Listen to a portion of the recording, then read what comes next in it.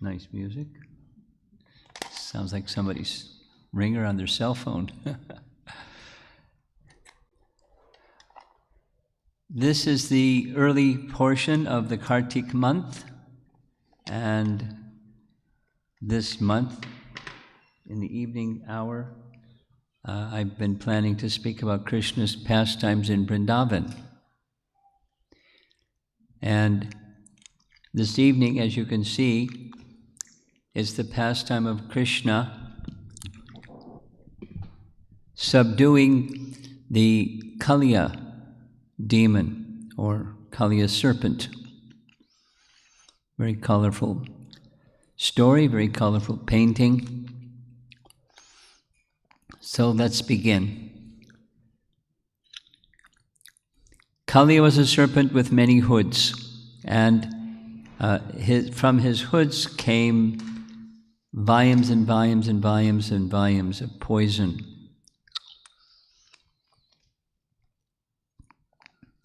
He was residing in a lake made by the river Jamuna.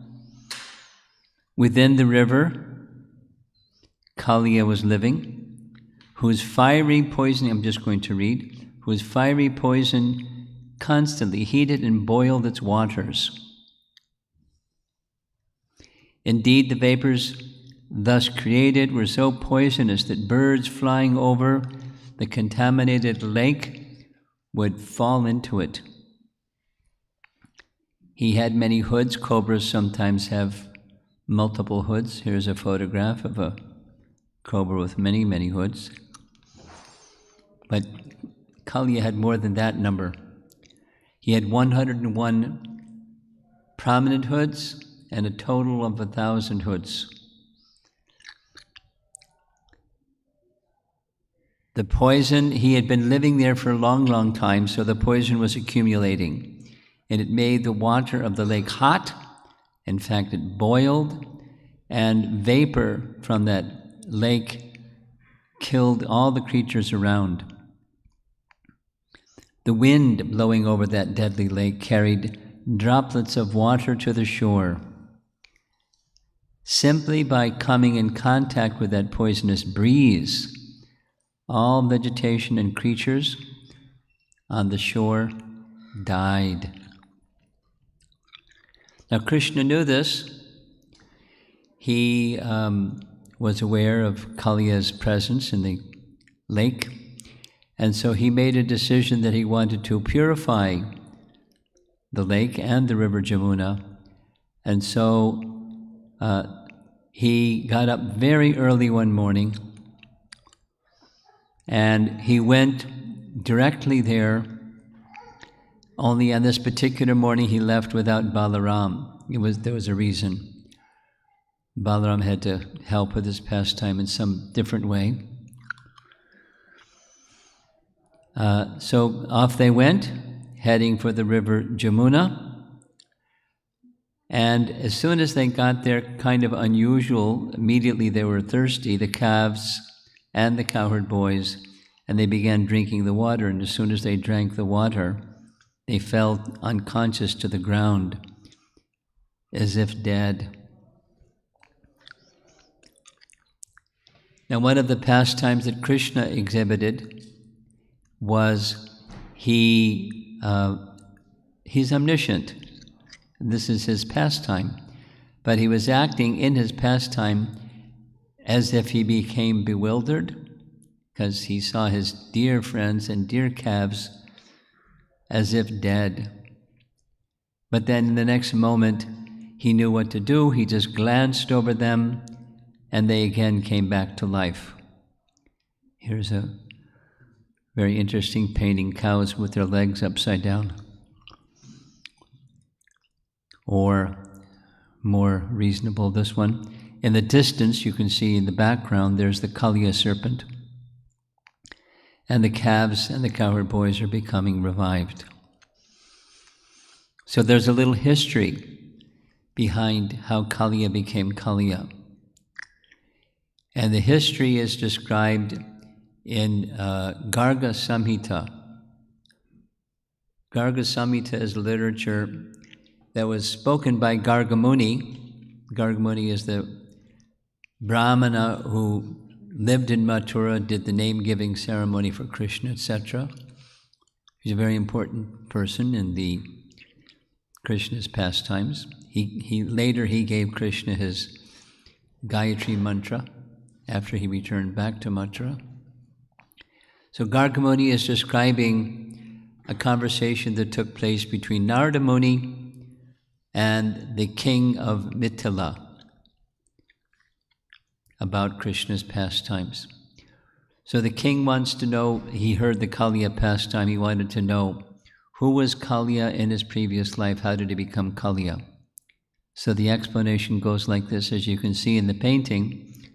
There were two sages. One was Veda Shira, and the other one was Astya Shira. Astya Shira, or Ashva Shira, was traveling, and he came across a very beautiful mountain high up on a hill, and he suggested to Veda Shira, "This is such a beautiful place, let's perform our austerities here together." Though Veda Shira was a little proud and a little territorial, so he basically said, "There isn't room for both of us on this mountain, you're going to have to find another mountain." And Ashvashira was, "What? Why are you speaking like this? Don't you know nothing belongs to us, everything belongs to Vishnu? He is the proprietor of everything." And they got into an argument. And the result of the argument was that the visiting Ashvashira cursed Vedashira, "You're envious, you should become a serpent." So Vedashira became a serpent. He became Kaliya. And vice versa, Vedashira cursed the other sage, Ashvashira, "You should become a crow." Now it's not described here, but this crow later became the crow that was liberated on in a pastime in relation to King Indradumna. The King Indradumna who came to find Puri. On Lila Parvat, there was a lake, and the sage saw this wonderful place. He saw something very amazing. He saw a crow diving down to get some water from the lake, and as his beak touched the lake, he immediately manifested a form of Vaikuntha and ascended into the spiritual world. So the cursing to become a crow was he got liberated, and same happened to Vedashira. Vedashira became Kaliya. And the story goes on. Kaliya was with a large number of other serpents who were in the region of Ramanaka Lake, which is in the vicinity of today's Fiji.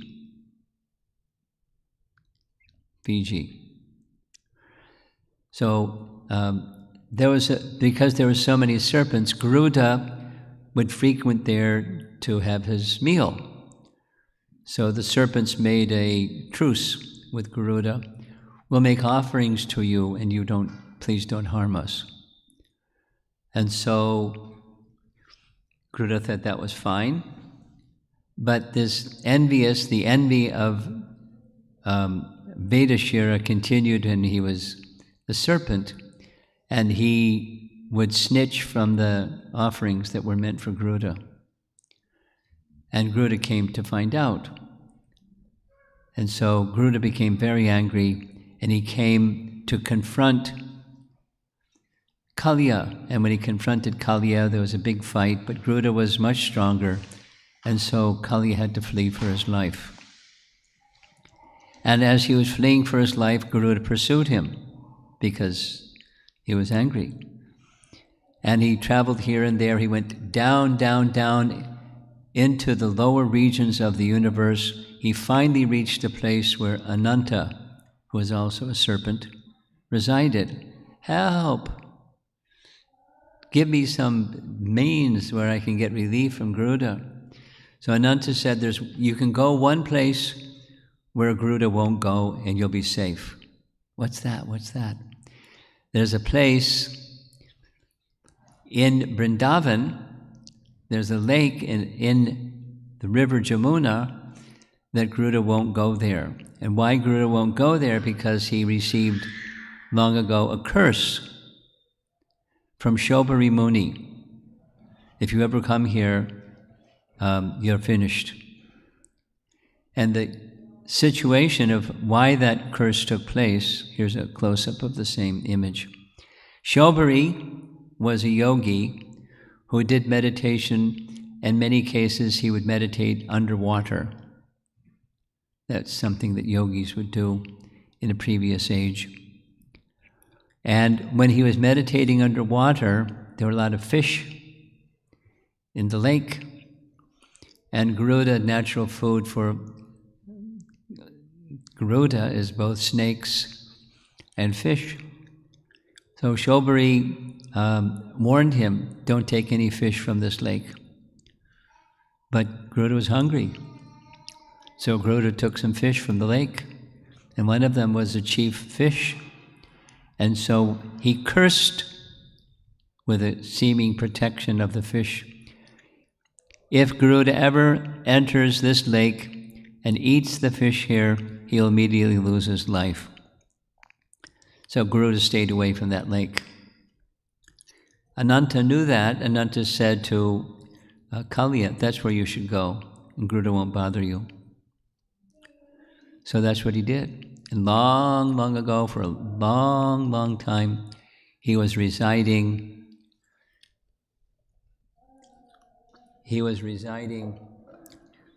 in that lake. And the lake was very deep like the ocean. And because it was so deep, it couldn't easily be agitated. And approaching the lake was also difficult because there are many holes surrounding the lake where serpents lived. So people wouldn't go there and bother. Besides, the lake was poisonous, and even the grass surrounding the lake, because the serpent's fire coming from his mouth was so intense, every blade of grass in the area would burn. And for a distance of 8 miles around the lake, the atmosphere was very bad because of the poisonous vapors of the lake. So Lord Krishna knew all this, and it's why he arranged this pastime. So he decided that he was going to finish Garuda's destroying the habitation around the lake and in the lake. So he climbed up a Kadamba tree, and it's said in Garga Samhita, the Kadamba tree that was still remaining, because all the other trees and grass and foliage, everything was dead, Garuda had placed some nectar on the tree, and so the tree survived and was flourishing. Nice flowers, nice fruits. Kadamba flowers are very nice. So Krishna climbed up the tree, and he got ready for dealing with Kaliya. He tightened his belt, slapped his arms, jumped into the poisonous water. Here's an old painting where it shows on the center, of course, that's Krishna, and there's the Kadamba tree. There's the cows when they're upside down. Here's the cows when they're right side up. It's when they're leaving. Down here is the abode of Kaliya, and here are some of the wives of the Kaliya serpent. Now here's Krishna after he jumped in to the lake. And when he jumped into the lake, the water, poisonous water, went in all directions because he is as heavy as the heaviest. It caused the lake to overflow. Fearsome waves flooded the surrounding lands up to 100 bow lengths. But the verse says this is not amazing because Krishna possesses infinite strength. And when he jumped into the water and the waves went 100 bow lengths around the sides of the lake, the snakes inside, not just Kaliya, but he and his associates, they became agitated. And it stimulated more poisonous vapor to go into the air. And it was a turbulent scene. When Kaliya came to know someone's in my lake, he came to the surface, envious like anything and proud like anything. Fire was coming, poisonous fire was coming from his mouth. And then there's a nice description in the Bhagavatam of Krishna's form. So Krishna's form is described like this. Krishna was wearing a yellow silken garment. His body was very delicate, shining like a shining like a glowing white cloud. His chest bearing the mark of Srivatsa, his smiling face beautifully smiling at Kaliya, and his feet resembled the whorl of a lotus flower. So Kaliya is not a very sophisticated person, but he's noticing all these beautiful features of Krishna's body. But his enviousness can't be contained, and he bit Krishna in the chest fiercely. And then he wrapped Krishna in his coils, attempting to squeeze him. Now, the Bhagavatam description and the Garga Samhita description are a little different, which is nice. Variety is nice. The Garga Samhita description says, Krishna grabbed Kaliya by his tail, twirled him around, and threw him 200 yards in a distance in the water. Kaliya had never had anyone do that to him before. And he came back and tried to bite Krishna again, and Krishna again picked him up by the tail and twirled him around and again threw him 200 yards, some distant place in the water. He approached Krishna a third time. Krishna grabbed him with the left hand, punched him with his right hand, and knocked him unconscious. Little battle between the two. But the Bhagavatam doesn't describe that scene. It just describes he's in the coils of the Kaliya serpent. And when he's in the coils of the Kaliya serpent, word spread, you know how it is. Bad news spreads fast.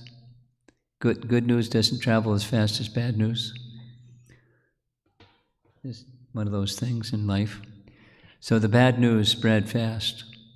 Somebody ran all the way back to Nandagram's home, Nanda Maharaja's home at Nandagram, and informed Nanda and Yasoda, come quickly, immediately.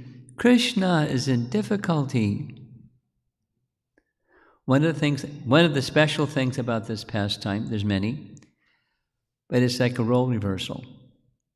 Because the usual pattern is there's some danger, the devotees, the Brijvasis call out to Krishna, Krishna gets them out of danger. The role reversal is Krishna's in danger. What are they going to do? So Nanda Maharaj says, no worries, I'll take care of this serpent, whatever he is. And he goes running to the Kaliya lake. And Mother Yasoda wants to go too, and Balaram just sitting there smiling. because he knows Krishna's just having fun. But they all go running, running, running. And they're all in great distress. There you see Nanda and Jasoda and Balaram and some of the other Brijbasis. And the lower right, there you see Kaliya in his little Bhajan Kutir or whatever, castle. And there's Kaliya has Krishna in his coils. And they're seeing it and they're very disturbed. Not only on their way, they saw inauspicious omens. And so they were searching. But Balaram said nothing. He just smiled, even though the others were in great distress. That's the scene. Mother Jasoda was beside herself. Mothers and her little boy is in difficulty. She wanted to run into the lake and rescue him. And even if it meant giving up her life, she was prepared to give up her life. In the background, you can see by that Kadamba tree, the soul tree in the background, they're fainting, they're in great anxiety, because they're seeing Krishna in the coils of the Kaliya serpent. According to the Bhagavatam narration, he was in the coils of the serpent for 3 hours. The serpent couldn't hurt him, but Krishna didn't make any great attempt to get free. He was setting up the mood of the residents of Vrindavan to feel intense affection for him. Mother Jasoda had to be restrained by the other gopis. Nanda Maharaj had to be restrained by Balaram. Of course, Balaram is strong enough to restrain. And he stopped Nanda Maharaj and the other cowherd men from entering the lake. Now, Krishna carried on for some time, but he, when he understood that all the Brijbasis were in too much distress, he decided to escape. He rose up from the bonds of the Kaliya serpent. Another nice painting. Seeing the distress of women, children, and other residents of his village, Krishna rose up from the bonds of the Kaliya serpent. So what he did was similar to what he did with the Aghasura demon. He made his body bigger and bigger and bigger. It's one of the 8 mystic siddhis, and he is the master of all mystic powers. So his body became bigger and bigger. The Kaliya's coils also expanded, but eventually he was tormented. Krishna had become so big, so Kaliya released him. That was pretty easy. Krishna is now free from the coils of the Kaliya serpent. So what did Krishna do next? There's Kaliya looking at Krishna with poisonous fire coming out of his mouth. Krishna's looking back at him. Kaliya is staring at him. Krishna started swimming around in a circle, and around and around and around and around and around and around and around and around, and eventually Kaliya got dizzy. Krishna didn't get dizzy, but Kaliya became dizzy. His strength depleted. Krishna then decided to do his dancing. So he jumped up on the back of the hoods of the Kaliya serpent and began his very special pastime of dancing on the hoods of the Kaliya serpent. It's said that the serpent had jewels, glowing jewels on his head, which then made the reddish complexion of Krishna's lotus feet look even more reddish. And as he was dancing on the hoods, you can see in the background, there's Balaram holding the Brijbasis back. He was just enjoying. And this is a celebrated pastime, so you're going to see many images. Again, there's Balaram on the shore, the cowherd people looking on, and Krishna starting his dancing pastime. And he's just having a good time, dancing and dancing. The original master of all fine arts. This painting has different versions. Here's another version, similar. There's one of the tails, a similar version. This is a BBT, more recent BBT painting. You know, Kaliya looks really mean, but Krishna has no problem. This is a very old Krishna book painting of Krishna dancing on the Kaliya serpent's hoods. And as he began dancing, the demigods saw his dancing, and they descended and started playing musical instruments to accompany his dancing. A very old style painting. Seeing the Lord dancing, the servants of the heavenly planets, Gandharvas, Siddhas, Charanas, sages, wives of the demigods, immediately arrived there with great pleasure. They began accompanying the Lord's dancing by playing drums. They also made offerings of songs, flowers, and prayers. You'll see in the course of this many different styles, different periods of time, different artists' tendencies. Celebrated pastime, Krishna's dancing, Kaliya Krishna. Krishna's dancing on the hoods of the Kaliya serpent.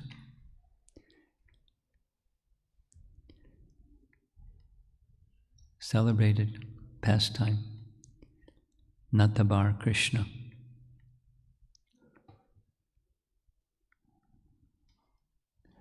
So,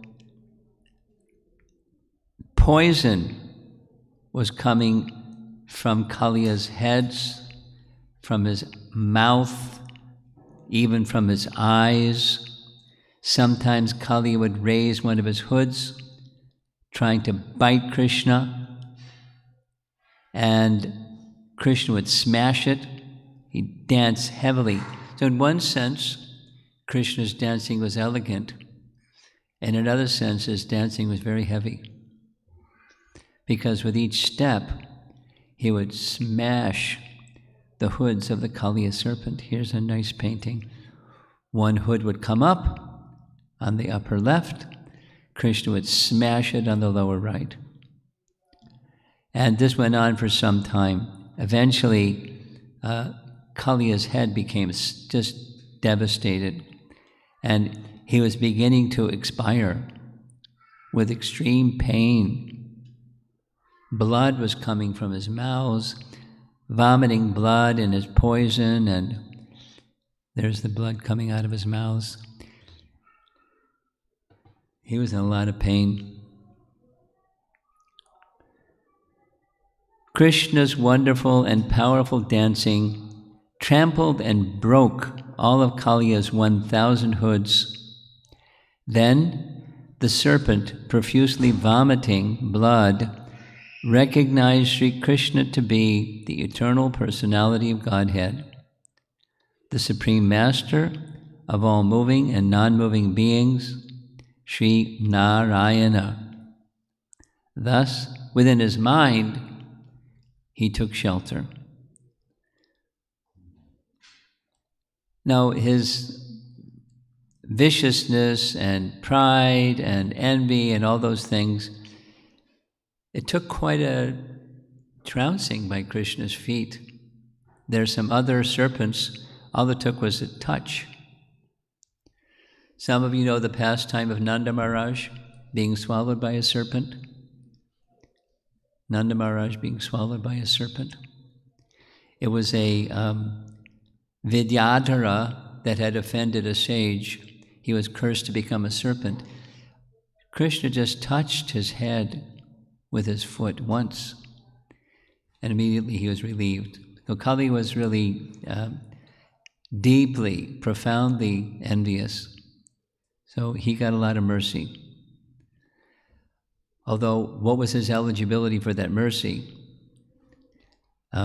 Krishna's mercy didn't require some eligibility. He gave his mercy.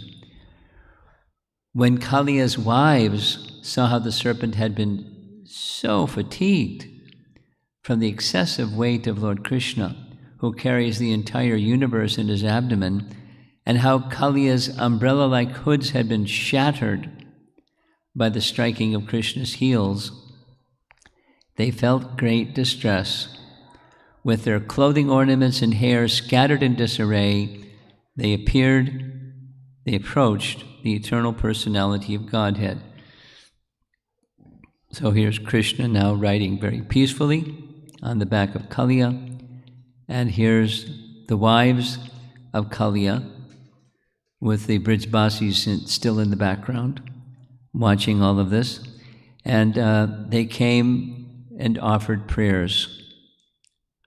Here's a Krishna book painting of the recent reprinting of Krishna book in Europe with that nice painting. There's the wives. And they're smart. They brought their children.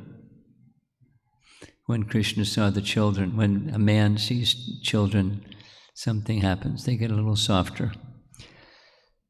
Their mind very much disturbed, those saintly ladies placed their children in front of them, bowed down to the Lord of all creatures. And we're going to hear their prayers. They desired the liberation of their sinful husband and the shelter of the Supreme Lord, the giver of ultimate shelter, and thus they folded their hands in supplication and approached him. And here's some of their prayers. The punishment this offender has been subjected to is certainly just. After all, you have incarnated within this world to curb down the envious and cruel persons. You are so impartial that you look equally upon your enemies and your own sons, and when you impose a punishment on a living being, you know it to be for his ultimate benefit. What you have done here is actually mercy for us, since the punishment you give to the wicked certainly drives away all their contamination. Indeed, because this conditioned soul, our husband, is so sinful that he has assumed the body of a serpent, your anger toward him is obviously to be understood as your mercy. They glorified the greatest fortune attained by Kaliya, having received the dust of the lotus feet of the Supreme Lord, for which even the goddess of fortune hankers. Did our husband carefully perform austerities in a previous life? With his mind freed of pride and full of respect for others? Is that why you are pleased with him? Or did he in some previous existence carefully execute religious duties with compassion for all living beings? And is that why you, the life of all living beings, are now satisfied with him? Those who have attained the dust of your lotus feet never hanker for the kingship of heaven, limitless sovereignty, the position of Brahma, or rulership over the earth. They are not interested even in the perfections of yoga or in liberation itself. O Lord, although this Kaliya, the king of serpents, has taken birth in the mode of ignorance and controlled by anger, he has achieved that which is difficult for others to achieve. Embodied souls who are full of desires and are thus wandering in the cycle of birth and death can have all benedictions manifested before their eyes simply by receiving the dust of your lotus feet. We offer our obeisances unto you, the Supreme Personality of Godhead, although present in the hearts of all living beings, as the Super Soul, you are all-pervasive, although the original shelter of all created material elements. You exist prior to their creation, and although the cause of everything, you are transcendental to all material cause and effect, being the Supreme Soul. Now, there's a lot of philosophy packed up in their words. They're not just ordinary people. they're obviously very learned in Scripture. Obeisances unto you, the Absolute Truth, who are the reservoir of all transcendental consciousness and potency, and the possessor of unlimited energies. Although completely free of material qualities and transformations, you are the prime mover of material nature. Obeisances to you who are time itself, the shelter of time and the witness of time in all its phases. You are the universe and also its separate observer. You are its creator and also the totality of all its causes. Interesting drawing, huh? We offer our obeisances to Lord Krishna and Lord Rama, the sons of Vasudeva, and to Lord Pradyumna and Lord Aniruddha. We offer our respectful obeisances unto the master of all saintly devotees of Vishnu. In the painting, you can see it on the Kadamba tree. He put his upper garment and a garland. And down below, they're ready to offer him more garlands and more articles. Obeisances to you, O Lord, who manifest varieties of material and spiritual qualities. You disguise yourself with the material qualities, and yet the functioning of those same material qualities ultimately reveals your existence. Like his vibhutis, they're material opulences, but they're just opulences. They're reflections of his opulence. You stand apart from the material qualities as a witness and can be fully known only by your devotees. Sounds like they're doing a pretty good job. They sound like devotees.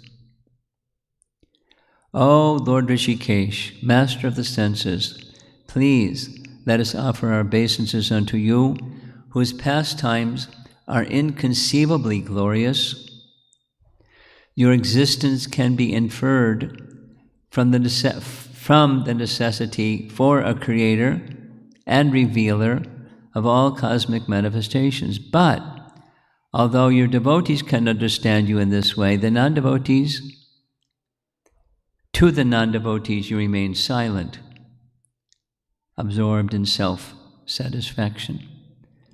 These are elevated prayers. One can easily go into each one of them in depth because they're loaded with Sambandha Gyan, understanding the relationship of all things with Krishna. Obeisances unto you, who know the destination of all things superior and inferior, and who are the presiding regulator of all that be.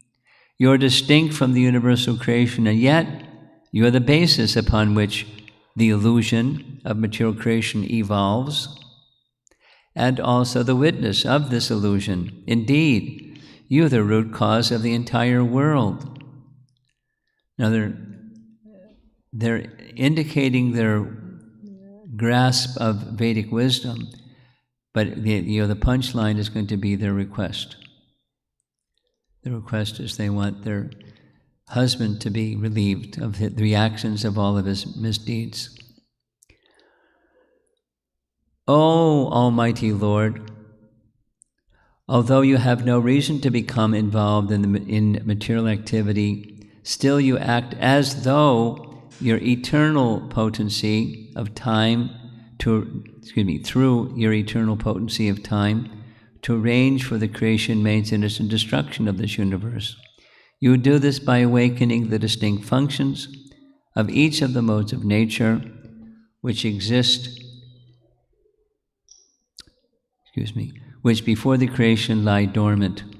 Simply by your glance, you perfectly execute all these activities of cosmic control in a sporting mood. At least once, a master should tolerate an offense committed by his child or subject. O Supreme Peaceful Soul, you should therefore forgive our foolish husband who did not understand who you are. That's the punchline. So there they are, offering their prayers, and naturally Krishna is very moved by their knowledge of the Vedas and their sweet prayers.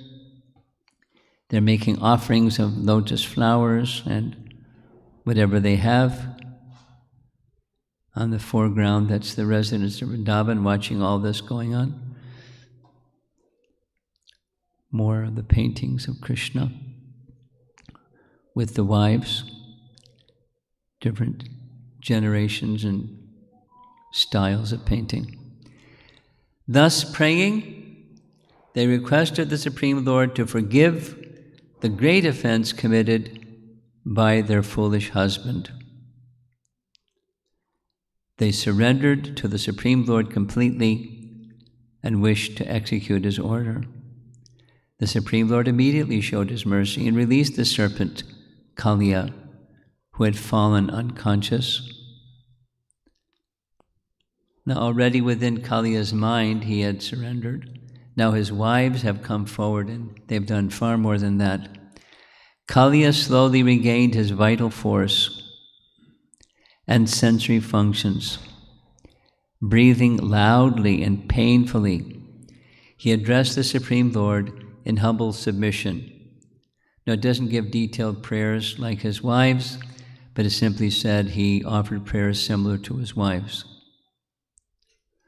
So now he's purified, he's repentant, he's submissive. His wives, who are devotees, have appealed on his behalf. Having been released by Krishna, Kaliya joined his wives in worshiping him with great joy and reverence. So there's Krishna in the center, next to Balaram, and there's the wives and Kaliya worshiping Krishna.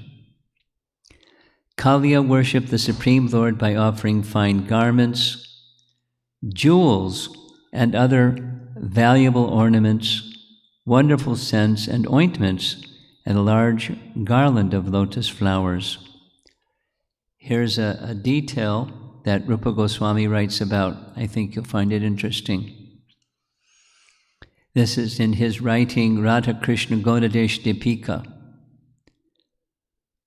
The Lord had made his Kaustubha gem enter the serpent's lake, and then he arranged for it to be presented to himself by the hands of Kaliya's wives. Lord Krishna wanted to act just like an ordinary human being. He made the transcendental Kaustubha gem invisible and caused it to enter within Kaliya's treasury. When the appropriate moment came for Kaliya to worship the Lord with many different jewels and ornaments, the serpent's wives presented him with the Kaustubha gem, thinking it was simply one of the jewels in their possession. Clever Krishna, right? And brilliant Rupa Goswami. Then the Supreme Lord ordered him, there you see his gesturing, get out of town. He ordered him to return back to the ocean so that the river can be enjoyed by the cows and humans. Krishna further told Kaliya that since his hoods were now marked with his footprints, Garuda will no longer try to harm him. You don't need to hide from Garuda anymore because you have my footprints marked on your hoods, and Garuda sees that, you're good. So off he went. Receiving the Lord's permission, he circumambulated him and offered obeisances. Then, taking his wives, friends, and children, he left for his island in the sea. The very moment Kaliya left, Yamuna was restored to her original condition, free from poison and full of nectarian water. So now Krishna is going to come out of the lake, and it's been most of the day.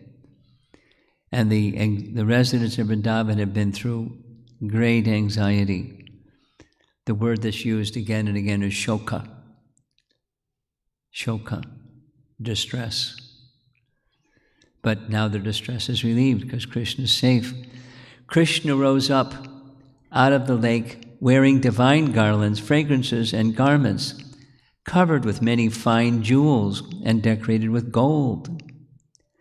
When the cowherd men saw him, they all stood up immediately, just like unconscious person's senses coming back to life. So there's Nanda hugging Krishna. Yasoda, Yohini, Nanda, everyone went up to Krishna filled with great joy. They affectionately embraced him. Even the dried up trees came back to life. So here they are, back in Vrindavan. And it's a little interesting to figure out who's who in this painting, but we know there's Krishna, Yasoda, and Nanda, that's for sure. And Balaram is white in complexion. And I think the chubby one there, that's Madhu Mangal. And Krishna has different friends. Now, for a conclusion, almost conclusion, is this pastime is described in Brihat Bhagavatamrita, where Kaliya comes back. Oh no. But when he comes back, it doesn't speak about how it is that he became envious again, but he does the same thing. It's a repeat with a slight, some very nice variation. I'm going to read. One day, while playing on the shore of the Jamuna, Lord Krishna, Nandana, heard that Kaliya had come back to his lake.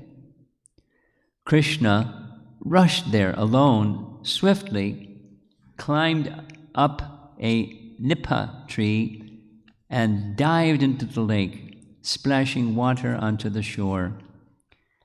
Krishna frolicked in the water, enjoying the sport of swimming back and forth and making all sorts of loud noises. But then he drew near the cruel Kaliya, and out of curiosity, he allowed himself to be enveloped in the serpent's coils. There's similarity and variety in in Krishna's additional pastimes. When Krishna's companions, the cowherd boys, saw that for no good reason he was gone, they all became as if struck down by death in great anxiety to find him. They followed his footprints to the lake. These many young friends were the same boys who, losing sight of Krishna on the forest path, but for a moment, would lose their will to live. And now when they saw him motionless, they all fainted.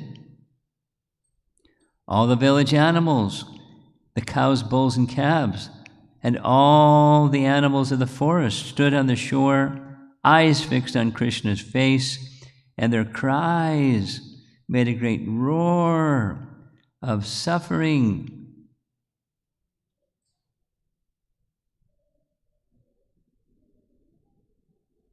Maha Artha, great distress.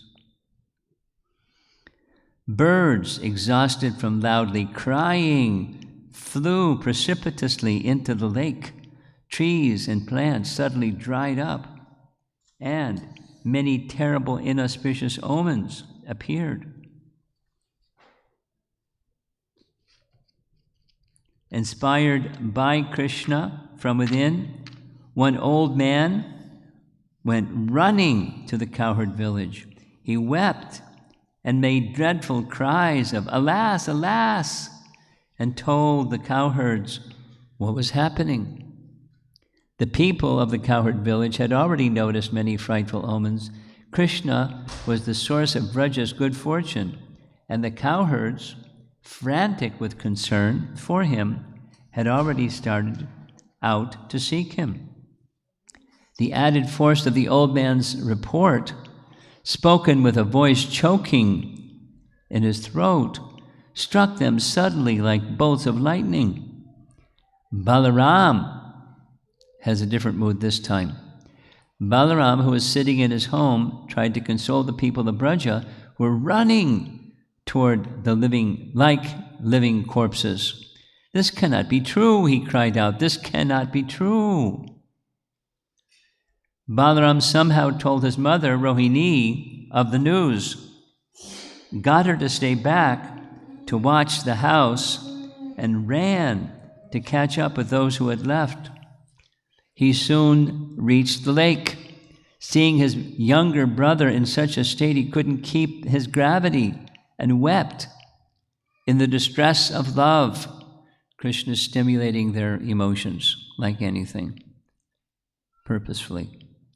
As Balaram lamented in this way, in ways that would shatter logs and stones, suddenly Balaram fainted, just like Yashoda and Nanda. All the living beings there made great and fearful cry, full of agony, that made the whole universe cry in pain. Awakened by the tumult, Balaram, the most determined of heroes, with great effort, steadied himself. A moment later, Krishna's parents again became conscious. Seeing their son in such a plight, they cried loudly and rushed to enter the lake, but powerful Sri Balaram held them back with the strength of his arms. Seeing everyone unconscious on the ground as if dead, Balaram was overcome with sorrow, shoka. In a voice choked with emotions, he called out to Krishna, "These are not the attendants who live with you in Vaikuntha. They are not the forest monkeys. They are not the Yadavas. These are your devotees of Goloka, who have no life other than you. They are dying, my Lord, and there's nothing I can do to save them. Oh, merciful Krishna, please give up this game before these devotees die. Otherwise, O Krishna, sole friend of the cowherds, your gentle heart will come to grief." It worked. The gopis cried and lamented in so many ways, their limbs in terrible pain, their hearts shattered by sorrow. They fainted and fainted. And as if to go to the side of their Lord, they tried to enter the lake. Suddenly, the Lord stopped his self-invented sport and freed himself from the grip of Kaliya's coils. He climbed up on the serpent's thousands of upraised, outspread hoods and extended his lotus arms. He's going to get ready to dance. He's in his dancing pose now. Taking hold of all, listen to this, he's going to do a rasa dance on the hoods of the gopis.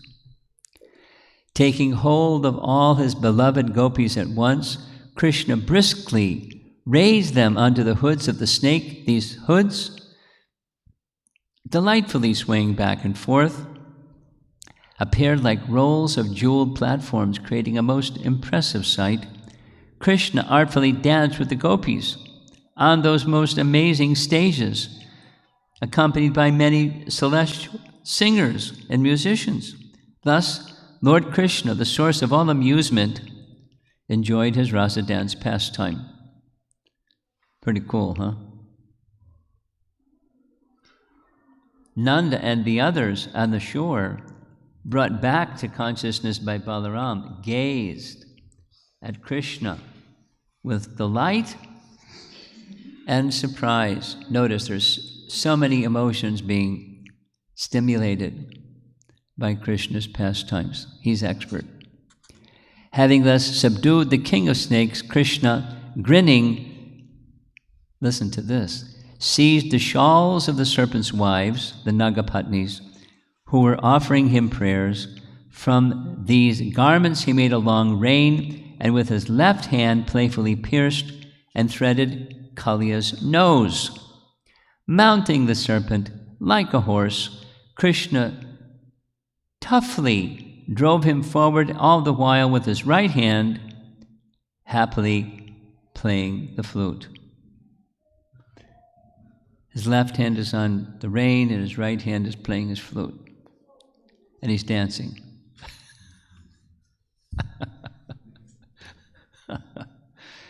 He's the best of enjoyers. No one can do like Krishna does. From that time on, Krishna forcefully urged Kaliya on with the flute as if it were a whip. Thus he showered great mercy on Kaliya by making that serpent his carrier. The Nagapatnis offered Krishna clothes, fragrant paste, flower garlands, priceless jeweled ornaments, and Krishna placed these on the serpent's hoods. Then, with the Padma, Utpala, and other lotus flowers these wives had brought to offer him from the Jamuna, and with the same ornaments he had already put on Kaliya, Krishna decorated the gopis and himself. We're almost done. While the king of serpents, with his countless mouths, recited prayers to Krishna, Krishna emerged from the lake, making all his friends and family dance with joy.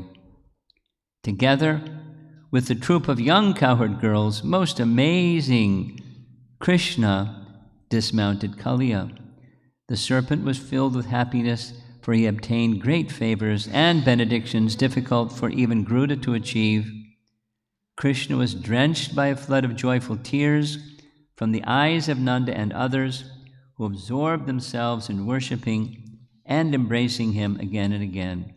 Krishna then mercifully gave the king of the serpents some instructions and exiled him from the lake second time. And then a big festival. I was hoping that there was going to be a painting of Krishna dancing on the hoods with the gopis and its rope, but it doesn't have it. It has something similar with Keshi.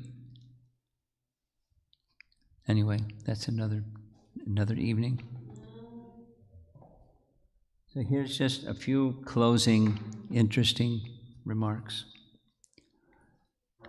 According to Brihat Bhagavatamrita, by offering prayers, Kali was blessed by Krishna to become like Anantashesh. And expressed in the Srimad Bhagavatam itself, Kaliya also desired to become Lord Krishna's carrier. Garuda and the serpents originally related as brothers, both born of Kayadu. Therefore, Kaliya indicated to Lord Krishna, if you ever have to go to a distant place, you should all think of me as your personal carrier. I am the servant of your servant, and in the wink of an eye I can travel hundreds of millions of yojanas. Thus the Puranas narrate that in the course of Lord Krishna's eternal cycle of pastimes, when Kamsa orders the Lord to come to Mathura, he sometimes goes there mounted on Kaliya.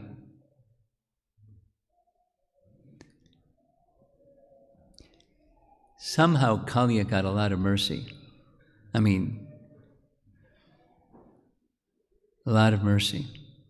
He was like really, really, really proud, really, really envious, really bad. And he got a lot of mercy. When I reading in commentaries and found that Kaliya exists in Goloka Vrindavan, I was wondering, what's going on? But he was given that service. He was freed from his material contamination. Here's what Vishwanath Chakrabarti Thakur writes. After the Leelas of Krishna were completed on earth, Kaliya attained Krishna Loka in Dasha Rasa.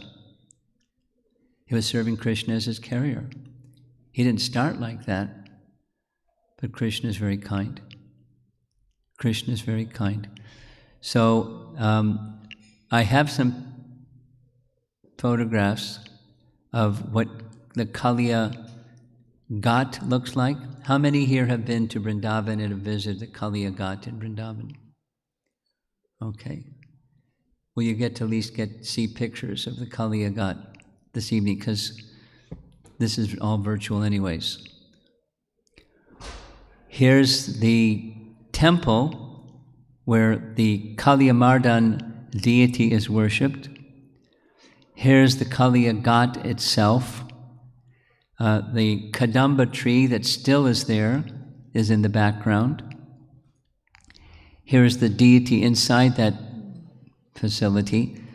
There's Kaliya with Krishna dancing on his hoods. Here's the Kadamba tree. A big limb got broken off, but it's said this is the original tree that Krishna jumped off of. Here it is in a side view.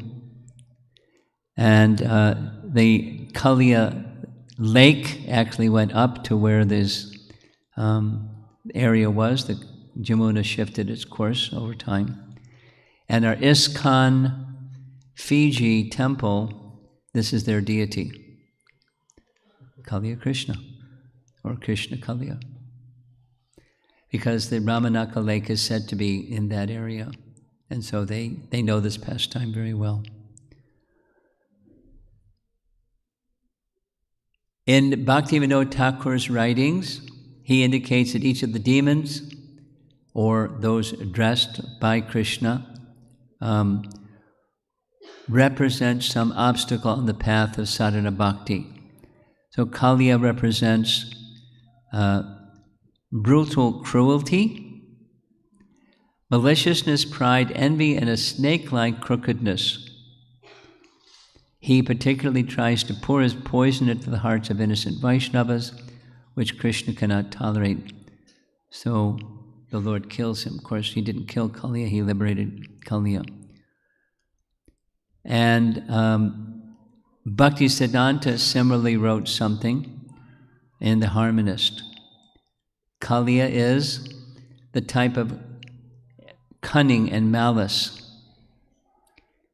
He is the embodiment of unrelenting cruelty. There's no place for Kaliya in the happy realm of Braja, although he got liberated, so he went to Braja.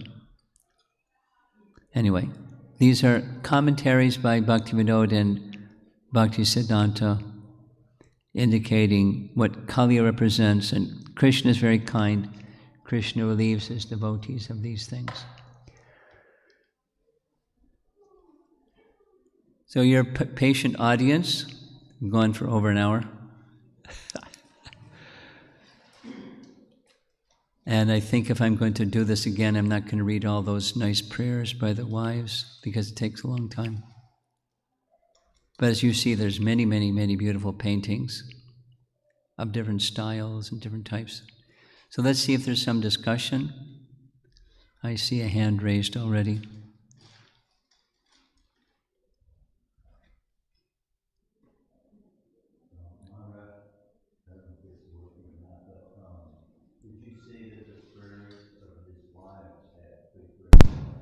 To do with Lord Krishna finding favor with him?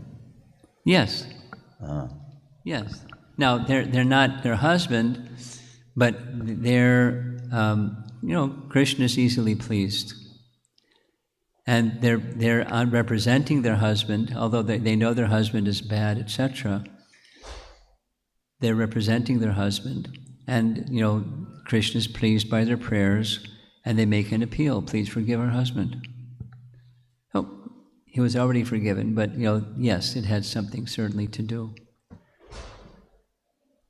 If you or any one of us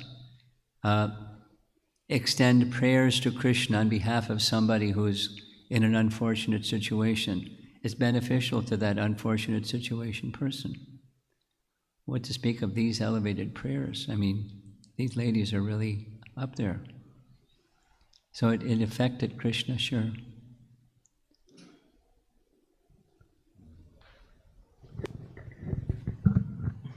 Hare Krishna Maharaj. Maharaj, one question is, what did Kaliya do to get that kind of favor of Krishna, that Krishna put his feet on Kaliya's heads? We see many other devotees, they pray, many saints, they pray to have the dust of Krishna's lotus feet on their head. Even the gopis, when Krishna disappeared in Rasa dance, and gopis were praying, as you put your feet on the hoods of Kaliya, please put your feet on our heads. Yeah. So what was Kaliya's good fortune? He received Krishna's feet on his heads. It's a mystery. I mean, one can say this or one can say that. You know, one of the thises and that's that could be said is, previously, although he was envious, he was a sage, and he did things that sages do for pleasing the Supreme Lord. Unfortunately, they know that what he did that was pleasing to the Supreme Lord was also polluted by envy. So Krishna kindly removed the envy. So one could say that's the cause. Now, we don't know what association Vedasira had before he was doing those austerities, somebody, some sadhu or something. And then another explanation is Krishna can make exception to the rule. There's, sadhana siddha and there's kripa siddha. He can just bestow perfection on anybody with no cause. So that's another possible explanation. I've gone through the commentaries, and I don't find an explanation of some cause other than Krishna's kindness upon him. And it's very special, as you're pointing out, very special. His wives are pointing it out too, like who's gotten this mercy that our husband got? What prompted you? Was it this? Was it that? Was it something else? It's causeless mercy. Or from his previous life. And that's another possibility. So basically, the extension of the education, the thought comes is, as Krishna showed his causeless mercy to Kaliya, sometimes people may feel that way. When Krishna has his causeless mercy on me, then I will take to the process of devotional life. They can use that rubber crutch. That's possible. So people take to that kind of mentality that, I don't need to do anything. When Krishna will shower his mercy, then I will do something. Yes, that's possible. Like Prabhupada's saying, you can possibly get an honorary degree from Oxford University. But that's not the general process. The general process is something else.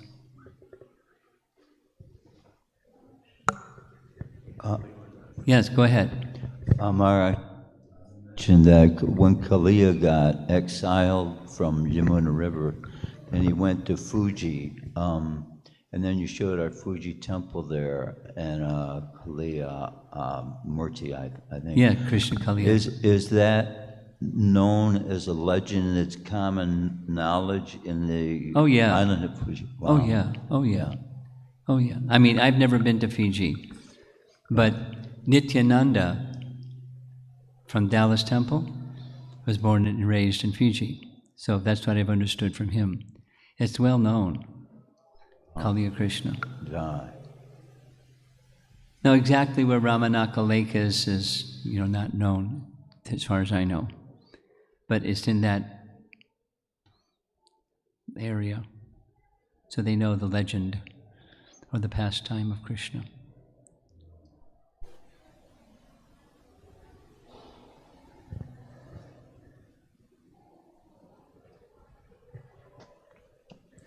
Anything else?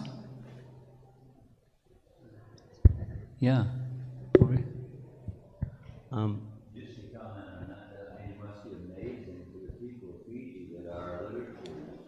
Oh yeah, they love it. Oh, they love it. I'll share something from China, if I may. I mean, we're running way over time, but I'll make it short. There's a medium. I'll make it short. One of the three literatures that children today growing up in China must read, because it's like a standard, it's not like a rule, a law or something, but it's just very popular. There's a book called The Journey West. It's a 1,000 year later revision of something that happened in around 600 or 700 AD, where a Buddhist monk named Shenzhen traveled across land to go to the place where Buddha was born and studied Buddhism in the place where Buddha was born. And he learned Sanskrit, and he was a scholar, he was a historian, and there aren't very good the Chinese government made a whole 5-part documentary about his life, mentioning in the rewrite 900 to 1,000 years later, suddenly Hanuman appears. There's a Chinese name, and it means the Monkey King, and he accompanies Shenzhen to cross China and protects him, this and that, and so Hanuman is part of Chinese culture. So there's some ideas developing how to promote the Krishna conscious version of who Hanuman really is, not just the Journey West version of who Hanuman really is, or who he isn't. So there's the fascination, for sure. It's a hook, with some bait on the hook, a Hanuman bait. And but they Kaliya Krishna, they know. Yes. One more question I had is related to Krishna climbs onto the Kadamba tree and jumps into Yamuna. Yeah. And it says before that, because of Kaliya's poison, all the trees and plants were all dead. Yes. So how this tree was still there in alive? It's said that Garuda placed nectar on the tree, and thus it stayed alive. Not only it stayed alive, it flourished very nicely. When Garuda came, it doesn't give any detail, it just says Garuda placed nectar. It's in Gopal Champu. Jiva Goswami writes that. It doesn't describe when this happened. It doesn't say when it happened. It was obvious, one would presume it was around the time he went to get some fish and Sobari cursed him because he didn't come back later because of the curse. Okay. Thank you very much, Prabhupada Ki Jai.